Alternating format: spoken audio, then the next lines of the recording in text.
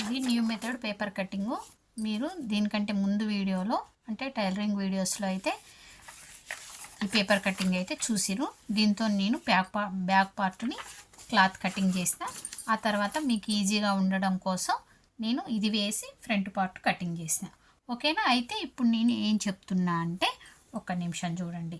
మీరు ఈ కొత్త కటింగ్ ఎవరైనా ట్రై చేయాలనుకుంటే ఒక పేపర్ కటింగ్ ఇది చేసుకోండి.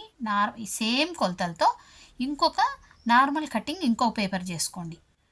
చూడకుండా వేరువేరే చేసుకోండి. సేమ్ కొలతలతో చేసుకున్నప్పుడు మీకు మెయిన్ ఫ్రంట్ పార్ట్ అనేది చూడండి, క్లాత్ అంతా మంచిగా ఇటు ఉంటుంది. మనకి ఫ్రంట్ పార్ట్లో మనకు క్లాత్ కావాల్సింది ఇటే కదా. అదే నార్మల్ కటింగ్లో అయితే క్లాత్ అంతా ఇది ఇక్కడికే వస్తుంది. మరి ఎందుకు వస్తుందో కూడా తెలియదు, ఇది ఇక్కడికే వస్తుంది. క్లాత్ అంతా అటువైపు ఉంటుంది.